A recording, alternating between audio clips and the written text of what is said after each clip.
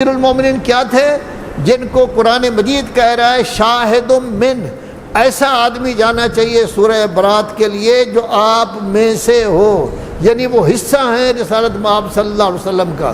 اور امیر المومنین کو یہ خصوصیت ہے کہ رسول اللہ کے شانے پر سوار ہو کر انہوں نے بت توڑے تھے خانہ کعبہ کے، تو ظاہر ہے کہ یہ سب خوبیاں جو پائی جاتی تھی انہوں نے ان کو پیچھے کر دیا، ختم کر دیا۔ یہ اب اپوزیشن ہو گئی، آج کل کی اپوزیشن، اور یہ بن گئے برسر اقتدار۔ اب اس کے بعد کیا ہوتا ہے؟ نتیجہ یہ نکلا کہ رسول اللہ گئے، آخری باتیں جیسے میں نے کہا تھا رسول اللہ کی نہیں مانی گئی۔ رسول اللہ چلے گئے، غسل و کفن میں مسلمان شریک نہیں ہوئے۔ رسول اللہ چلے گئے، رسول اللہ کے دفن میں مسلمان شریک نہیں ہوئے۔ وہ مشغول تھے، ان کی میٹنگ ہو رہی تھی، البتہ ایک ایک کر کے جو ہے سلام ضرور کرتے رہے درمیان میں، نہ غسل میں شریک ہوئے نہ دفن میں۔ اب ٹھیک 3 مہینے بعد جناب زہرا سلام اللہ علیہ چلی گئے، تو جناب زہرا کے جنازے میں کتنے تھے؟ 6 آدمی تھے۔ زہرا کے جنازے میں، مدینہ دارالحکومت ہے، مسلمانوں کا دارالحکومت، رات کے وقت جنازہ اٹھا، دیر اٹھا ہے، 2 بجے بھی رات کو جنازے اٹھتے ہیں، غریب ترین آدمی ہو اس کے جنازے میں لوگ شریک ہوتے ہیں۔ جناب زہرا کے جنازے میں صرف 6 آدمی تھے۔ یہ کیوں تھا جناب زہرا کے جنازے میں 6 آدمی؟ اس لیے کہ وہ ان کو بالکل ایک طرف کرنا چاہتے تھے کہ کسی کو پتہ ہی نہ چلے کسی کو۔ جناب مولا کائنات نے دیکھا کہ جنازے میں تابوت کے نیچے ایک بچی جا رہی ہے، عبا پہنی ہوئی تھی، باقاعدہ پرد تھی۔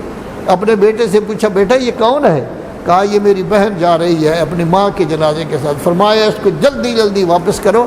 علی کی غیرت تقاضا نہیں کرتی کہ زینب کے قد بت پر کسی کی نظر پڑے۔ اور اس کے بعد جنازہ اٹھا امیر المومنین کا۔ کس طرح اٹھا ہے جنازہ؟ صرف پائنٹی کی جانب سے حسن حسین نے پکڑا، سامنے کیا انتظام تھا؟ الہی انتظام تھا، لیکن مسلمان شریک نہیں ہوئے۔ کئی سال تک پتہ نہیں تھا مسلمانوں کو کہ علی کی قبر کہاں ہے۔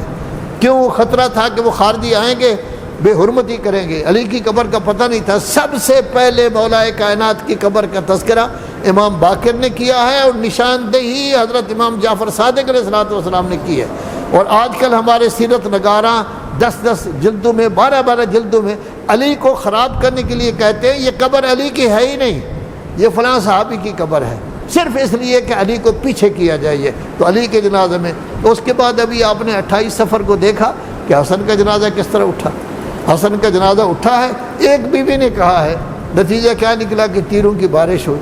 اتنے تیر لگے کہ حسین روتے بھی رہتے تھے اور ساتھ ہی ساتھ تیر بھی نکالتے رہتے تھے۔ پوری دنیا میں واحد جنازہ ہے کہ قبر کے قریب جا کے پھر دوبارہ واپس لایا گیا ہے، اس کو کیا گیا ہے۔ اور آخر میں امام حسین کا جنازہ کیسے اٹھا کہ گھوڑے دوڑائے گئے ان کی لاش پر، لاش ٹکڑے ٹکڑے ہو گئی، اور جب زین العابدین آئے ہیں دفن کرنے کے لیے تو انہوں نے چٹائی منگوائی ہے، چٹائی سے جگہ جگہ سے ٹکڑے اکٹھے کیے ہیں۔ کسی جگہ بازو پڑا ہوا تھا، کسی طرح ٹانگ کا کوئی ٹکڑا پڑا ہوا تھا، کسی جگہ کو انگلی پڑی ہوئی تھی، ان سب کو چٹائی میں رکھا ہے۔ چٹائی میں رکھنے کے بعد ان کو دفن کیا ہے قبر میں، اور اوپر کیا لکھا ہے؟ ھذا قبر الحسین العطشان، یہ اس حسین کی قبر ہے جس کو پیاسا شہید کیا گیا۔ اور پھر خاندان نبوت کے ساتھ کیا ہوا؟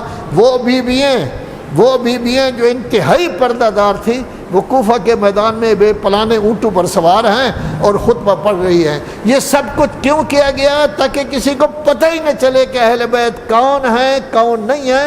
لذا امیر شام کے زمانے میں کسی کو پتہ ہی نہیں تھا کہ علی کا رشتہ فاطمہ کے ساتھ کیا ہے، حسن حسین کے ساتھ کیا ہے۔ خدایا محمد و آل محمد کا واسطہ ہماری یہ مختصر سی عبادت قبول فرما۔